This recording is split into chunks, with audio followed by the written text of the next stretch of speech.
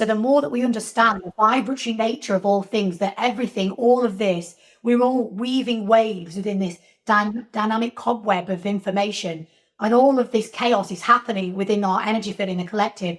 Everything is connected through everything else. All of us are infinitely connected through this invisible web of frequency. So when we start to understand that we are conscious beings at the very center of this process, we become co-creators of our own universe.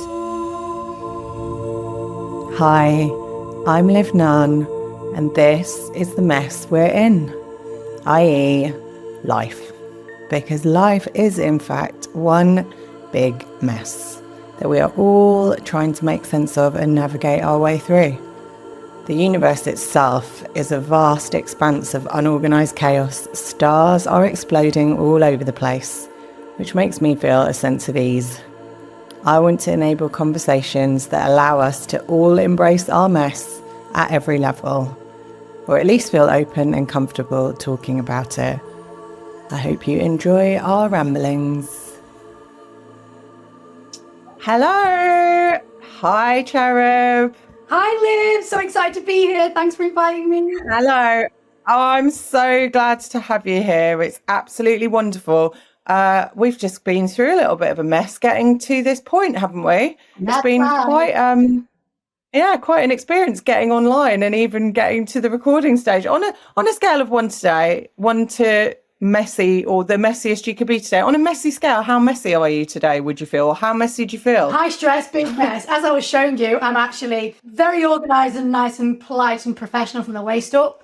Fluffy pink pajamas on from the waist down. So top half not messy, bottom half, yeah, messy, very messy. That is not messy, but even so, that wonderful array and display of colour that I can see on your body, like this beautiful, I would say some would say that this colour arrangement and colour splat is a mess, but I would say it is beautiful and wonderful, and it's been probably created without much planning, those splashes of colour, but that's a great example to me of a beautiful, beautiful mess. A beautiful mess, indeed. I'm glad I could represent it in physical form.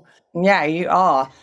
So I'm so glad and grateful to have you here. You are an absolute gem of a person, and we should get into it and let everybody hear a bit about you. So you are a sound healer, a protector of frequencies, and I see you as an organizer of sonic energy, and you're always to me an inspiration of someone who manages to harness and bring the best out of any cosmic energies and craziness that there might be, and then harness it and create greatness out of it. Wow. Is that a way? I feel like I could retire now. I feel like one person gets me. No, but it is, that's honestly, because you obviously, you're a sound healer, you host sound events, you've created your own brand of crystal bowls for sound healing, so many strings to your bow. And every time I look at your channels, your Instagram feeds and the stuff that you put out there, and I always find everything so inspiring, and the way that you do sort of turn towards the chaos of the world's energy that we have, but you sort of describe ways that we just have to ingest and take all of that and embrace it and make the most of it. How would you describe what you do to me? You tell me. Well, I think you just did. I didn't know all those things. That's my interpretation of it. A beautiful, wonderful harnesser of sonic chaos. Oh my God, that is the dream. That is literally one of my only MOs in life. I remember being at a supper club in Thailand and Bangkok on New Year's Eve about 15 years ago. And this was way before I got into anything spiritual, just following the festival, fun, colour, chaos, living life in just all degrees of everythingness. And we got asked to write on a board what our life purpose was. And at that time, I had never even tuned into anything like that. I remember vividly writing to spread love, joy and colour. And then we all had to hold them up, and then they got put all over the wall. And I never forgot that. And it just feels like that actually is my purpose. So whether I'm channeling love, joy and colour through, healing high frequency sound baths or sister sound circles or teaching, speaking, performing in the field of energy, frequency, vibration, or hanging out with friends or just being silly and singing. All of that is me just channeling my soul purpose, which is to spread love, joy, and colour. And I think that this time around, this lifetime, this chapter of my life has been through the lens of healing high frequency sound, which is why I've dedicated every element of my life and every ounce of my being to generating awareness for the healing and transformational powers of sound, because I know that it helps to create calm amidst the chaos. So that's the channel that I'm running through and operating through. But ultimately, the soul message is just spread love, joy, and colour. Oh my gosh, gorgeous. And you do, like, you radiate it. Your energy is always just like so positive and uplifting. And I'm always so grateful for it. I'm so here for it. So do describe to me a little bit though, because everywhere around us is like sonic vibrations that one could describe. When we're here to talk about like the mess of life and the mess that we're in. And mess, the more I've spoken about it, it's got such negative like connotations, and even all the like synonyms that exist of mess, you read them, or like I've researched loads of them, and it's always like chaotic, cluttered, disarranged, disarrayed, disheveled. Like messiness just comes with all. But actually, like all around us and in the world, like everywhere, there is just bundles of energy vibrating around.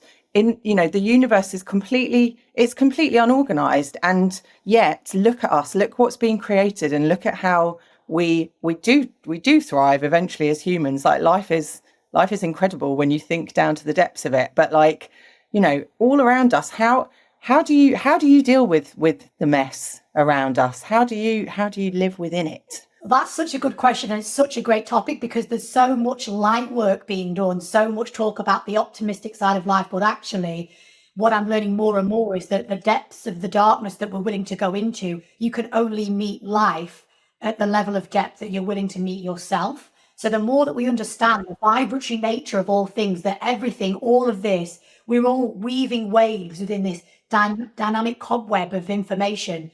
And all of this chaos is happening within our energy field in the collective.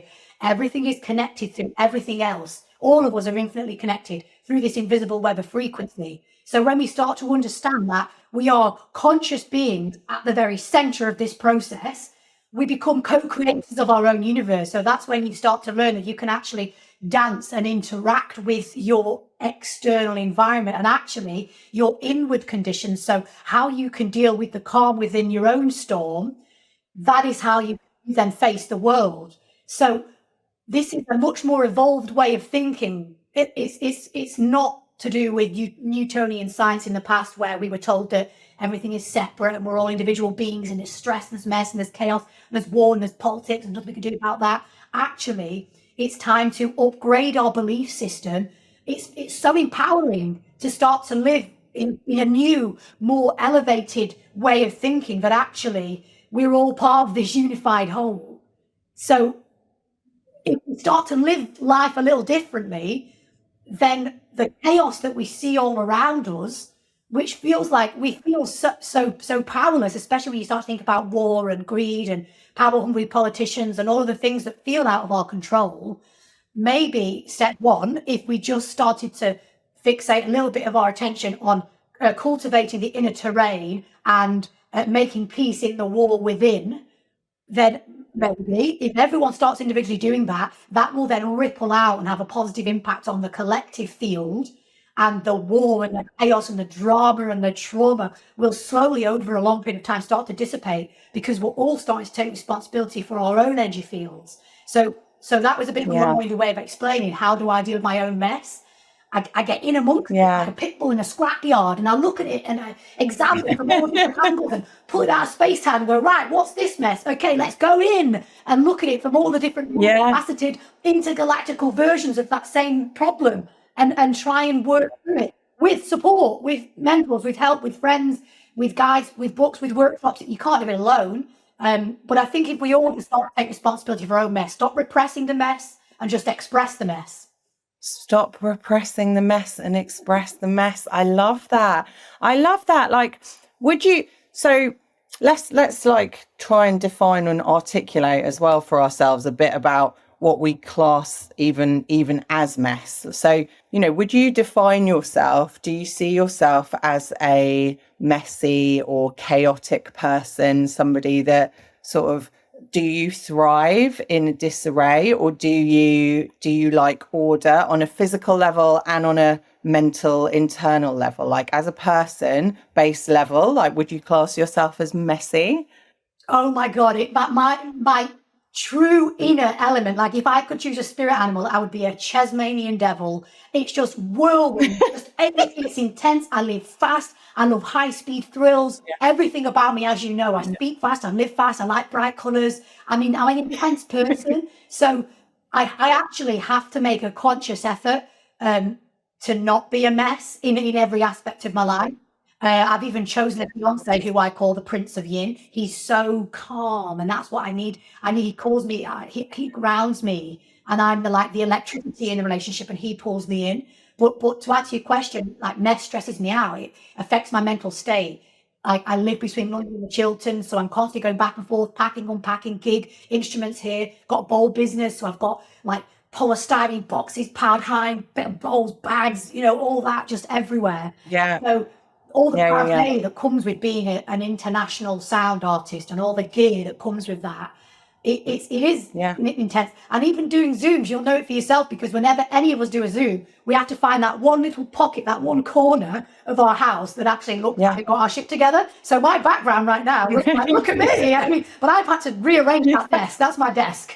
I've had to make that Oh my God. Zoom worthy. It was piled with books. I love it. Well, I'm literally, it's so funny, isn't it? It's typical. Like I today am not even in my own house because my own house is such a mess that this is the guest episode where I'm in my friend's house because my house is upside down, topsy turvy with builders and tiles and literally shit and clutter and mess everywhere. So I didn't want to sit and do this podcast within that like mess scenario, because even though this is a podcast about mess, I was like, I'm not going to be able to function. And that's just not feasible for me to feel like I can even hold a space. Even though I'm talking about mess, I can't sit in physical mess and have this discussion because it wouldn't allow my brain to sort of concretely process the information, I don't think. Yeah, we need to talk about mess in a calm environment. Definitely, I agree. Yeah, I know, how like totally hypocritical. It's like totally mad that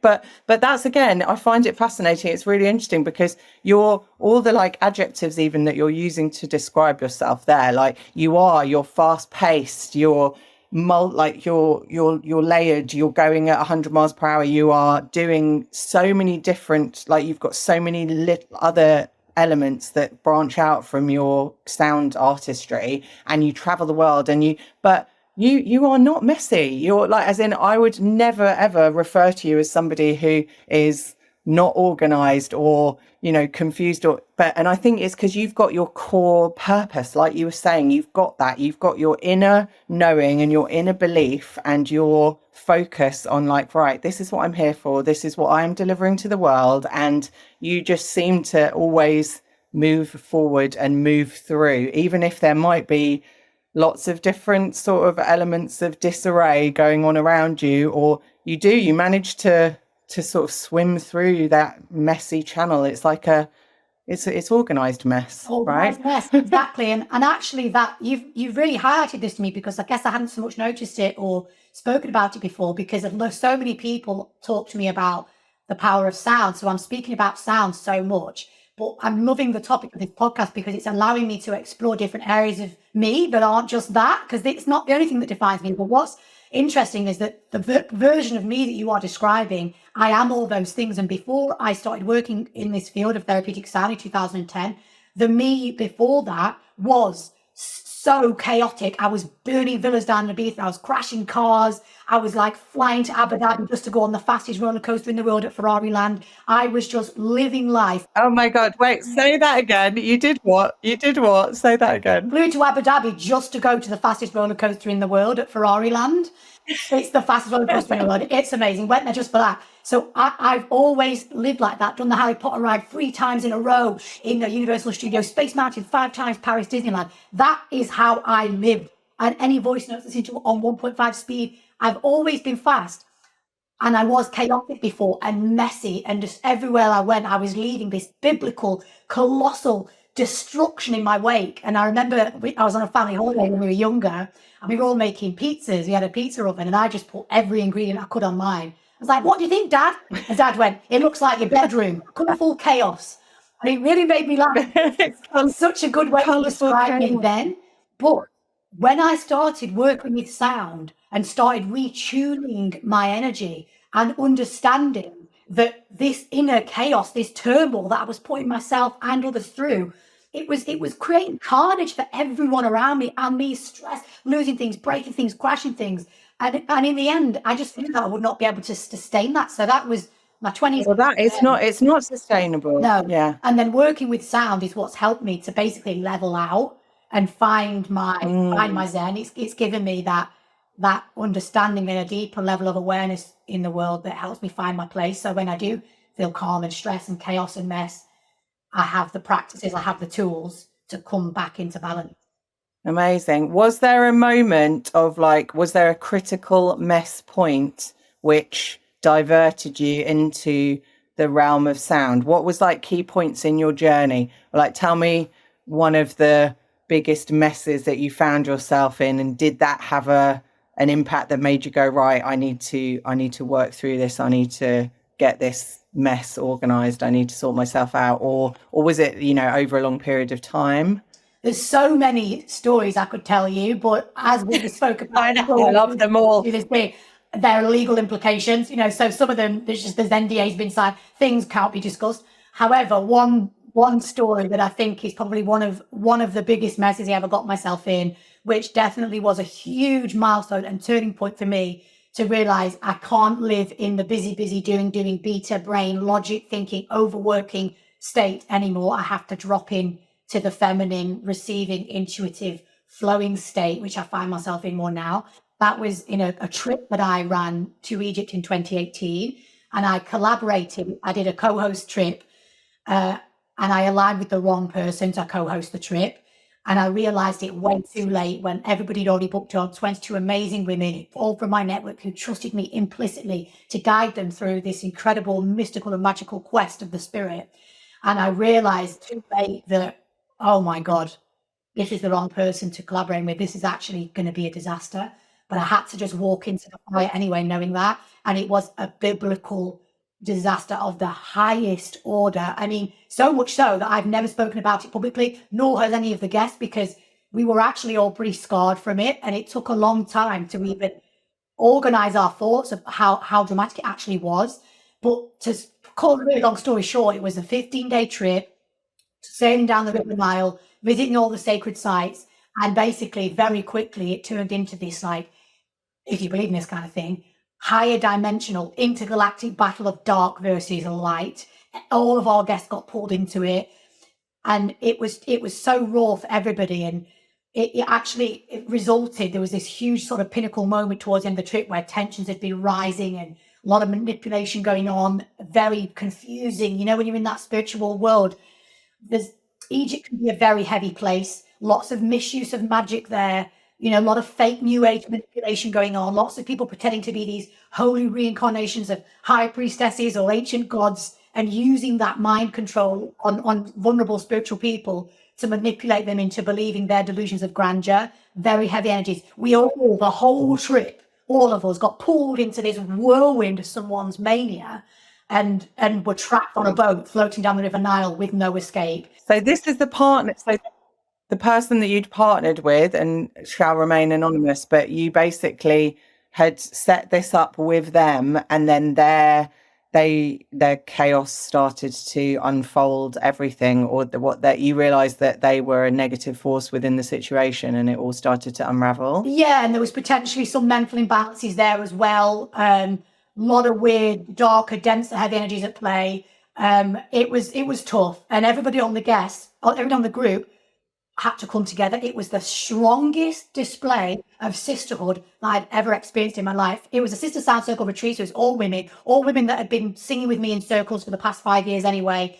Sisters, some of them were my trained sound graduates. So luckily I wasn't going there with a load of random guests. most people on that trip were highly evolved, spiritual, could see what was going on under the surface, and we just came together. And at one point, they staged intervention and said, "This is what's happening. We're going to protect you from this." And we all went to the Luxor temple and created our own magic and started to reclaim our power within the trip, because I was starting to lose myself in the mania of not knowing what was real, what was not real. And despite all of Wow. that, and it all towards the end, it came to this huge head where me and the co-host were head to head, and there was swearing. I vaguely recall almost being pushed down the stairs at one point. It was dramatic. Oh my God, that's horrendous. It was so bad. And then, but yes, it was dark and it was scary and it was intense, and like the biggest mess I've ever found myself in, and pulled so many innocent people who paid money and invested their time and energy. They're probably one trip of a lifetime to go to Egypt. They'd chosen me, they'd trusted in me to guide them on that path. So it was a heavy burden to carry for years that I felt like I got everybody down. However, having said all that, the beauty and the magic that unraveled on that trip, there was so much magic. We ended up, there was a little bit of a split in the group, and 11 of us went to the Great Pyramid the morning that we'd had this huge row, and then 3 or 4 stayed behind. And the ones that went to the Great Pyramid, we had this most life-changing experience. It was completely public, it was chaotic, Chinese tourists taking pictures, not spiritual, really frenetic, the energy. And we got into the king's chamber, and there was a guard on the door. And I said to him, "We just want to do some spiritual work. Please, can you help us?" Like, it was packed. There was nothing spiritual about it. It was just touristy to the highest order. It was just not enjoyable. So he managed to pull some and said, "Right, you've got 4 minutes. Work your magic." And he looked me in the eye and said, "I know why you're here. Go and do what you've got to do." So he cleared everybody out. We climbed into the sarcophagus in the king's chamber. There was only enough room for 11 of us standing shoulder to shoulder in the chamber. If one more person had have come, we wouldn't have been able to fit in. So it was like divine orchestration that some of them had split off and stayed. So we all got inside this sarcophagus, and we started to hum and toad, and we started doing that avatar thing where we were all like shoulder to shoulder, holding each other, like foreheads touching, some of us singing, humming, toning, and we all, as en masse, started to feel like we were actually levitating out of the sarcophagus, and it was incredible. Oh my God, that sounds incredible. 19 minutes. It just happened, and he kept everybody away, and the work that we did felt so powerful.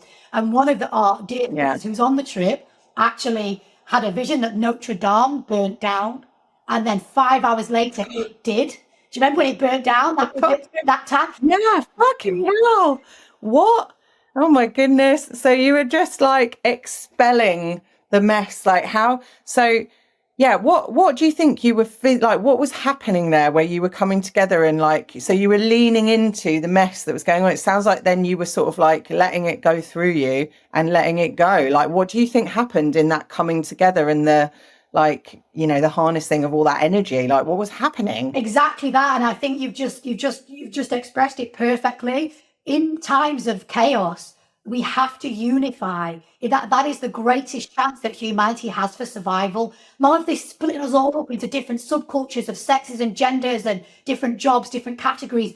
We've got to come together. And I think that's been the greatest struggle for all of us as a whole, is that we're separate. And that's what I think happened on the trip, is that some darker forces were trying to split us all up and turn us on each other, when actually what's needed is that we needed to just come together and lean on each other and hold each other, and then utilize the techniques that we had. So like the toning, the movement of the body, singing. So harnessing all of that chaos, letting it move through our bodies, and then expelling it through in a same sacred practice. So we actually came out of the temple feeling like brand new people, and that unwavering bond that the 11 of us all got from being in that experience together. We're friends forever, we're sisters forever.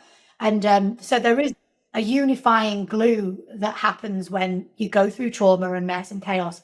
Totally. And that's it. Like, at the most base level, like learning and growth only comes through experiencing and managing to pass through like some sort of difficulties together. Like, that's actually the nature of life is you have to overcome everything, every challenge that is posed your way. Like every day you get faced with a series of like challenges and things that you have to solve, and that is the benefits of like working together and with other people, is that you feel connections, you go through experiences together, and even though they're hard, once you've conquered something, the feeling that I get from going through a hard time with somebody else and then you resolve it, it's the best feeling, isn't it? Or you definitely feel like rewarded, even though it's been really, really hard and difficult. That's how we end up feeling good, surely. Yeah, and actually often the fear of the thing is never as bad as the thing itself. So avoiding something and just repressing it further, it's going to manifest itself in other areas of your life. It's not going to go away. It doesn't go away. I've got this amazing spiritual mentor who's helping me see that tiny, tiny decisions I made in the past, or things that happen in childhood, not necessarily trauma, but just memories, how that then shapes and creates the fertile ground for everything else that you experience in your life. So if you just be brave to shine a light on the shadow, and all shadow is lack of light. It's not some like dark, murky Monsters Inc. type situation that it's not that scary. It's just lack of light. So just by shining a bit of light on those areas of your life that just need a bit of love, a bit of attention, like Deepak Chopra said, where attention goes, energy flows. So if you just put some energy into those darker periods, those denser areas of your life that just feel so messy and so overwhelming, but if you just face it, hopefully with a good support system, you can rise above it and clean up your whole system. And ever since then, 2018, I've created and carved out a really sacred practice for myself that I do 6 days a week that creates space just to listen, so that I'm not just constantly filled by the input of the crowd or the people pulling me in every direction, rather than the where I want to be, which is just centered in myself. So that was the biggest takeaway for me is first of all, the wonders of the female spirit and how the strength of the sisterhood and the importance of community, but also listening to my inner voice.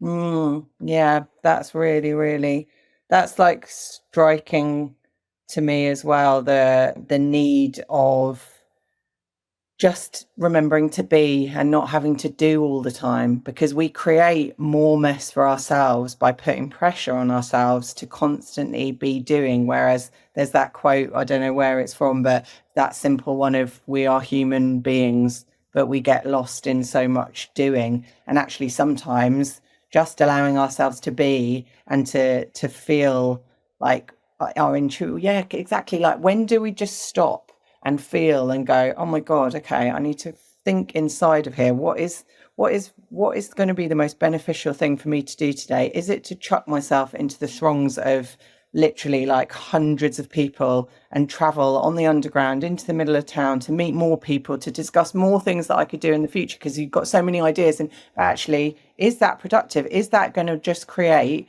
more mess for me and more mess in my mind? Do I actually sometimes just need to, you are brilliant at doing this from, what I have learned is that we need to carve out time where we can just be alone with ourselves, feel inside, but intuitively like experience what is going to benefit us longer term. Yeah, I think it's so important. And in like this, just overdoing this in modern day city life, it is very difficult.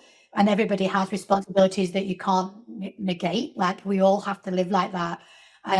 And life is fluid and flexible and creative and adventurous and traveling, and it's all very exciting. And there's always so much to do, which is why I think it's so important to create scaffolding around that kind of lifestyle that we all live with structure, routine, and ritual. So that's why I have a really sacred practice that I do every day, and that is non-negotiable for me. 6 days a week, I have a morning practice no matter what. And if my day has to start at 7 a.m. because I've got things on, then I have to get up early to do that morning practice. And it's just, at the older you get, the more you realize, you meet people who are a lot older and really spiritual and they're really calm and slow. It's not because they've got nothing to do. It's because they realize that actually that's the beauty of the human experience, is to give yourself the time to just be. And when you're young, it's like they say youth is waiting on the young. My sound partner, the maestro, Tim Wheatus, I'll not give his age away, but he's a hell of a lot of looks, let me tell you.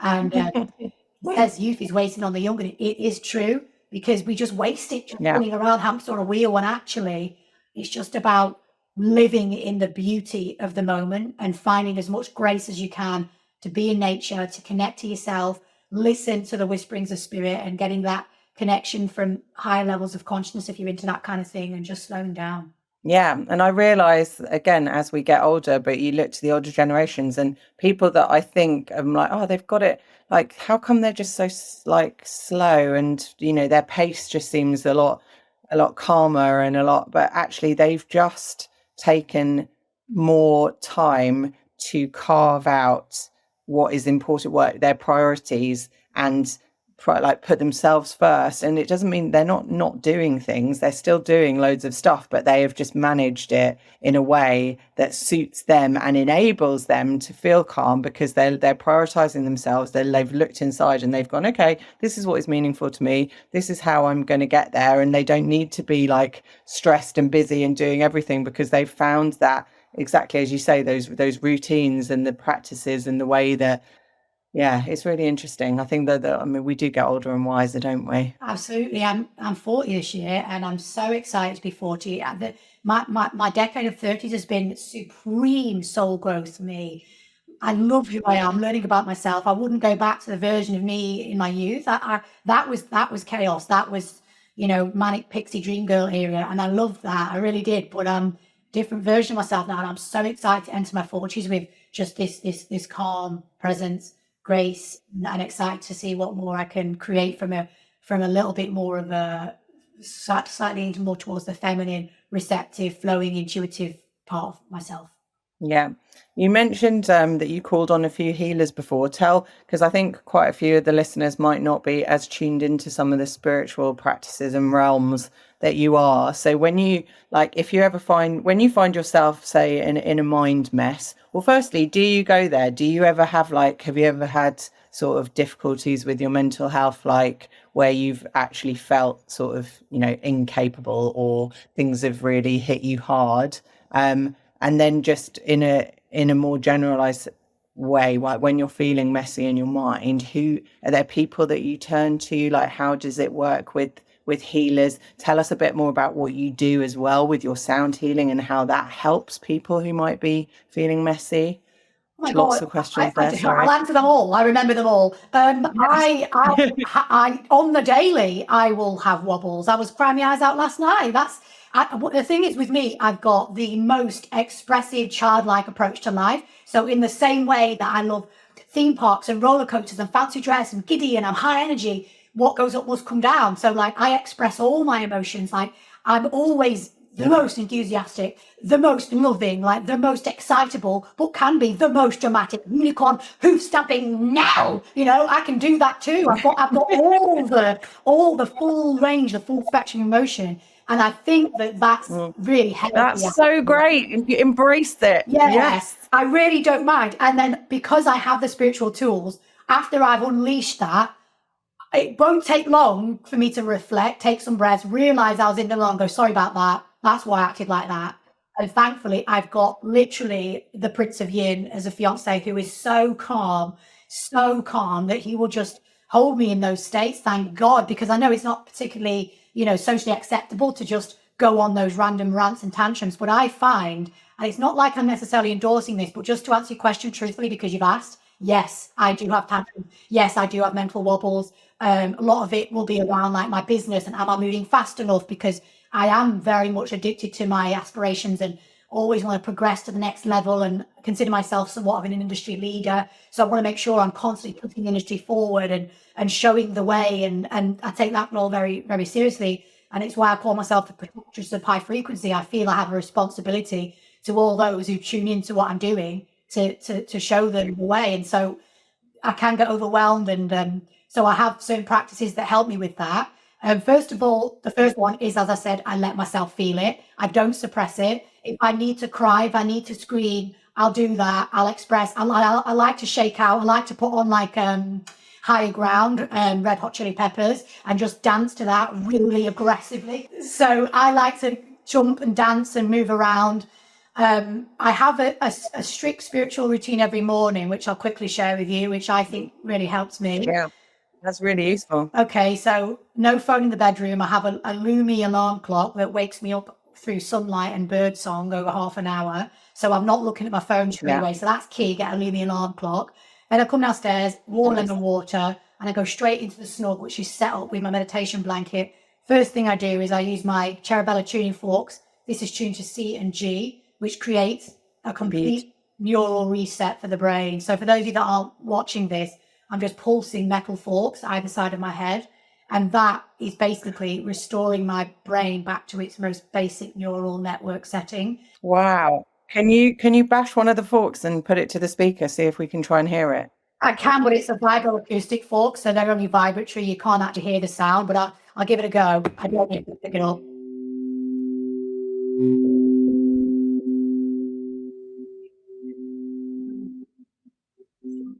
C&G tuning forks. Yeah, get it from my website, cherubsanson.com. So I use those. I use those every day. In fact, I have a pair on my desk. I have them. I have them everywhere. Put them in the pocket. Take them everywhere on the plane because it helps just reset. I do them a few times a day. Easy to use. You know, you don't necessarily need to be trained science to use them. Anyone can facilitate tuning forks themselves. It's a nice self practice. Then I go on YouTube and I go to Yogi Gems and I do 20 minutes of her Kundalini video. It's amazing. It's just like, you know, very simple arm movements, breath of fire, really simple. If I don't do it because something's happened and I'm busy, I've got to drive into London early, I can tell. I'm less patient, more irritable. Things annoy me. I react, I snap more. So I think that a morning practice sets you up for the whole day. Yeah, that's such a good way to live. I mean, I try, but I struggle to do it every day. And especially when things come up that you can't avoid, such as a house renovation or a really, really busy work period, or somebody else that you're really close to is in a pickle and you really need to help them sort through it.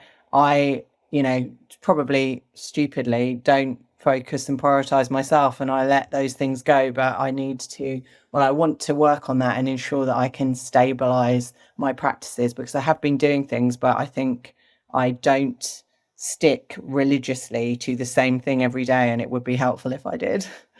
So who do you turn to in a wider level when you're messy, or who helps you work through messy situations?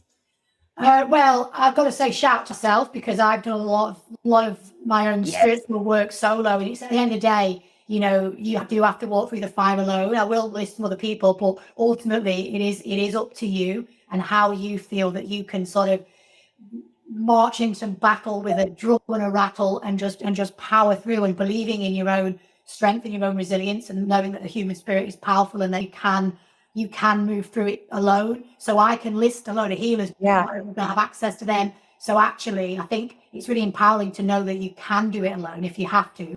So and actually, do you know what? That's the answer. You don't have to. And actually, you're totally right. That's the best response, because yes, you can look outward, and yes, there are things and people who can support you on many different levels, but you're so right. And actually, that's the fundamental thing that I have had to work on and there's nobody else can fix you. You can reach out to people for guides. You can look to people for like some help that then you need to bring back to yourself and work through it in your way and manage your own feelings, because nobody can do that for you. So I find myself looking outward to look, because that's the thing, is that there's so much is messy out there in terms of information and everything that we get fed, like through the digital sphere. Like the social platforms are an absolute minefield. Like TikTok is an absolute mess. I can't bring myself to ever go into that space, even though I have to sometimes for my work, because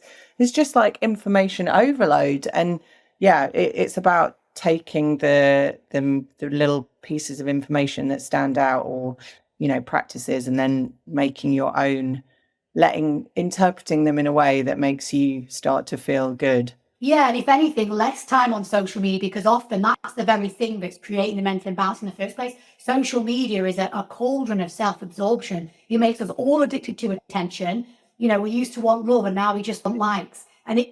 It's validation. These days, like, because if you think about like back in high school, our biggest dilemma was which Spice Girl we wanted to be. Like, that was the only thing, the only debate that was going on in high school. You know, it is a blessing and a curse, that online space, because you can go there and seek out information. And, you know, even the nature of this podcast is there. It's going to be in the online space so that people can access it for free to be able to, you know, hopefully get some tips or little bits of insights, or feel more comfortable when they are feeling messy. And yeah, that's what we do. We try to help each other. We try to share. We were talking before this, weren't we, about influencing? And I think influencers it's a tainted word now, but actually what we're trying to do is help have influence for other people. It's not in a way that we want to lead them down a certain path. It's just allowing people to access information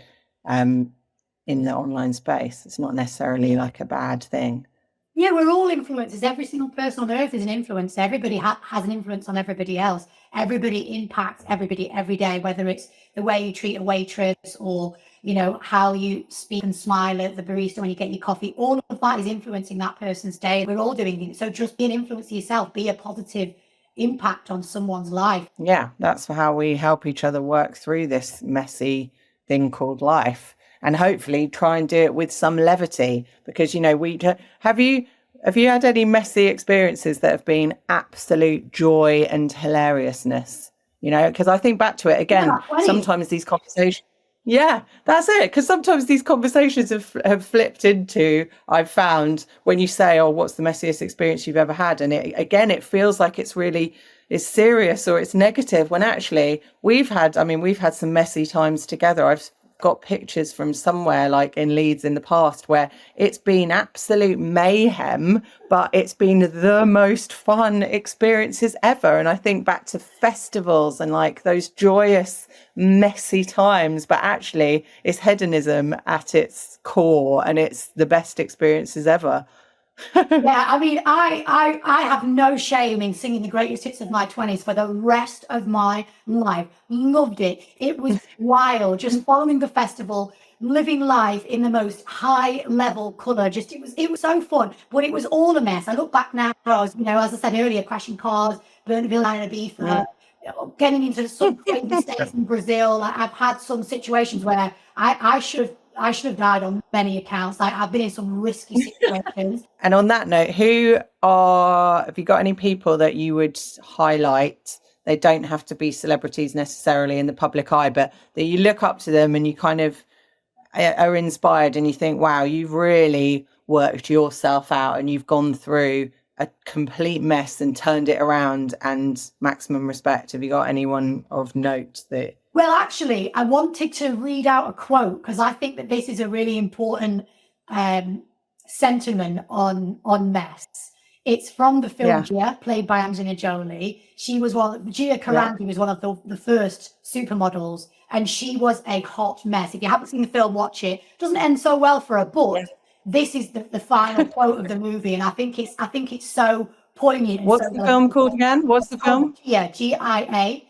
And it's a supermodel played by Angelina Jolie. And this is the final quote of the movie. And these are her real words, the real Gia's real words. Life and death, energy and peace. If I stopped today, it was still worth it. The pains that have burned me and scarred my soul, it was worth it for having been allowed to walk where I've walked, which was to hell on earth. Oh my God, that's incredible. That is literally amazing. Yes, Gia, the hot mess. I've not heard of her. Yeah, it was a bit of your film, not one of the more popular ones, but it's a beautiful film, quite sad, but really captures the essence of what that woman was. And on that note, honestly, it's been so incredible talking to you. You make me feel inspired every time I speak to you, and I'm very, very grateful to have you as a friend. This is how I end the podcast always, is I want you to pick, and it's so appropriate to you when we're talking sound and music and sonic energy. Can you tell me a track or two that makes you, or correlates and defines and crystallizes the word mess to you? I bet that It either can be on the dance floor. I don't know if you're looking for romance, so I don't know what you're looking for. But I bet Yeah. that you're on the dance floor, dancing to electro pop like a robot. Yes, amazing. Arctic Monkeys at their very finest. Love it. Beautiful. Great, wicked, perfect. Done on the playlist. Any others? It's interesting because some people have gone, yeah, this is the track that makes me feel like it is representative of mess, or people have gone, this is the soulful, beautiful, calm, peaceful song that has made me feel calm when I'm in a mess.